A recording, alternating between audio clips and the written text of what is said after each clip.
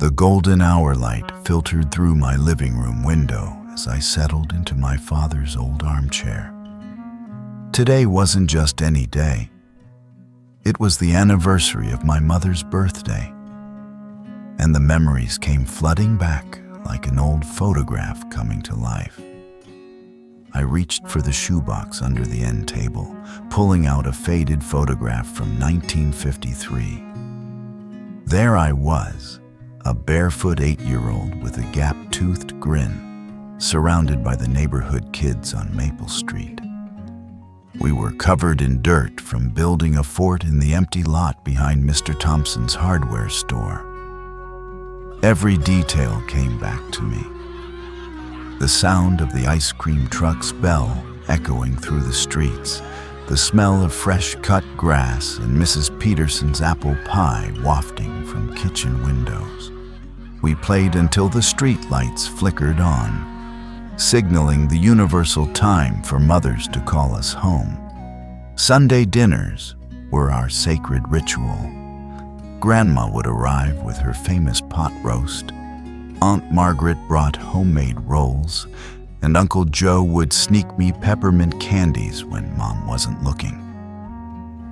The dining room would burst with laughter and stories, the smell of coffee and tobacco, the warmth of 3 generations gathered around one table. The summers were endless adventures. We'd catch fireflies in mason jars, build tree houses with scavenged wood, and dare each other to swim across the creek. Tommy Wilson had a slingshot, Sarah had a telescope, and I had my trusty pocket knife. Gifts from our parents that marked us as almost grown up. Christmas Eve meant the whole community gathering at the church. We'd sing carols in harmony, our breaths visible in the cold air. After the service, everyone would file into each other's homes, carrying plates of cookies and casseroles, sharing gifts and gossip until the early hours. We didn't have much money, but we were rich in ways that mattered. Neighbors knew each other's names, stories, and struggles. A broken window meant Mr. Henderson with his toolbox. An illness meant casseroles appearing on doorsteps. A celebration meant the whole street joining in. College changed everything. I left our small town with a scholarship and big dreams. The university opened my world, but I never forgot where I came from. Every achievement felt hollow without sharing it with the people who raised me. My first real job brought both pride and sacrifice. I worked double shifts to send money home, missing my sister's wedding and Dad's retirement party. Success came with a price I hadn't anticipated. Distance from the people I loved most. Mary walked into my life like sunshine after rain. We met at a company picnic. She was the accountant with the infectious laugh and eyes that saw right through me. Our wedding was small but perfect, with both families finally united after years of letters and phone calls. The children arrived like miracles. First Tommy Jr., then little Sarah. I worked 3 jobs to provide what I thought they needed, missing baseball games and dance recitals. I thought I was being a good father by providing security, not realizing that what they needed most was my presence. There were golden moments, though. Teaching Tommy to ride his bike, Sarah's first day of kindergarten, family camping trips where we'd roast marshmallows and tell ghost stories. Those weekends became our anchor, keeping us connected despite the demands of modern life. The 70s and 80s blur together in a montage of briefcases and business trips, parent-teacher conferences, and soccer practices. We built careers and homes, always chasing more success, more comfort, more security. But in gaining so much, we lost something precious without realizing it. The retirement party felt surreal. 40 years of work ending with a gold watch and polite applause. The next morning, I woke up to silence. No morning commute, no meetings, no colleagues stopping by my office. Just empty days stretching ahead like a desert. The kids moved away for careers in distant cities. Phone calls became shorter, visits less frequent. Video chats replaced Sunday dinners, and I watched my grandchildren grow through a screen. Their first words, first steps, first everything happening miles away from my arms. Our neighborhood transformed. Young professionals moved in, but kept to themselves, always rushing somewhere important. The corner store where I knew every face became a chain convenience store with automatic door. Porch sitting turned into Netflix watching, and the sounds of children playing gave way to the hum of air conditioners. Nights became the hardest. Mary's empty chair at dinner, the silence after sunset, the realization that whole days passed without meaningful conversation. I started going to bed earlier just to escape the quiet. Depression crept in like fog, until I barely recognized myself in the mirror. It started with Margaret, a retired teacher I met on a park bench. She was feeding birds and noticed my collection of tools. "Fixing something?" she asked. I explained I was repairing the park bench. "The community center needs someone like you," she said, handing me a flyer. The community center workshop smelled like sawdust and potential. 8 children sat around the workbench, eyes wide with excitement. As I showed them how to sand wood smooth and join pieces together, something awakened in me. My hands, idle for so long, remembered their purpose. Margaret introduced me to her book club. 12 people gathered in the library's reading room every Thursday. I started as a listener, but soon found myself sharing insights about the books we read. Discussions ran late, followed by coffee and real conversation, the kind I hadn't had in years. My neighbor, a college student named Alex, noticed my frustration with video calls. "Let me help," he offered. Soon, I was mastering FaceTime, email, and even posting occasional photos of my woodworking projects online. Technology became a bridge instead of a barrier. The community garden plot became my sanctuary, working alongside young families, immigrants sharing techniques from their homelands, and other retirees seeking purpose. I rediscovered the joy of growing things together. Our harvest festivals brought the whole neighborhood alive with food, music, and laughter. "Can you teach me to make your famous pot roast?" a young neighbor asked. This led to cooking classes in my kitchen every Sunday. Young professionals gathered to learn family recipes from their elders, creating new traditions while honoring old ones. I started a letter writing project with my grandchildren. Not emails or texts, but real handwritten letters on paper that smelled like my study. We exchanged stories, drawings, and pressed flowers. My granddaughter kept every letter in a special box, creating a tangible bridge across the miles. The park bench gatherings grew into a weekly tradition. Other seniors joined. Bill with his war stories, Helen with her watercolors, Tom with his harmonica. We watched seasons change, shared health concerns and grandchildren updates, and became each other's chosen family. Through social media, I reconnected with my childhood friend Tommy from Maple Street. Though he lived in Australia now, we started monthly video calls, reminiscing about fireflies and forts, sharing our lives across oceans and decades. I stumbled upon a book about blue zones, places where people live the longest, healthiest lives.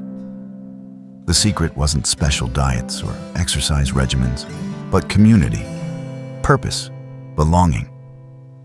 These words jumped off the page and into my heart. The Japanese concept of ikigai resonated deeply. A reason for being, something that makes life worth living. Mine wasn't in retirement hobbies, but in connections, teaching skills, sharing stories, creating community. At 70, I wasn't ending anything. I was beginning anew. Volunteering at the Children's Hospital became my Wednesday routine. Reading stories to young patients, teaching them simple woodcraft projects. Watching their eyes light up, these moments filled holes in my heart I didn't know existed. The breakthrough came during a video call. "Grandpa, can we cook together?" my granddaughter asked. That sparked a monthly tradition, virtual cooking classes where we make family recipes together. Now my grandchildren visit regularly, and we plan seasonal projects. Fall pies, spring gardens, summer fishing trips. Sunday dinners returned, but evolved. Now my table includes neighbors of all ages, students away from home, and friends from my various activities. The tradition lives on, adapted for modern times, but keeping its heart. Gathering, sharing, connecting. Recently, I came across fascinating research in a science magazine. It discussed how social connections physically change our brains, increasing neural pathways, reducing inflammation, even lengthening telomeres in our DNA. Connection isn't just emotional, it's biological. We're literally built for community. I started hosting Wisdom Wednesdays at the library, where seniors share life experiences with young adults. Topics range from finance to relationships, careers to crises. The exchange flows both ways. Their technology for our experiences, their energy for our perspective. With my newfound confidence, I organized a neighborhood Heritage Day. Families shared their cultural traditions through food, music, and stories. Our street transformed into a global village for one afternoon, building bridges between old-timers like me and newcomers from around the world. The skills I thought were obsolete found new life. Young homesteaders sought my knowledge of gardening, canning, and basic repairs. We created an exchange. I taught traditional skills while they introduced me to modern sustainability practices. Each lesson strengthened our connection. The grandchildren's visits became regular scheduled joy.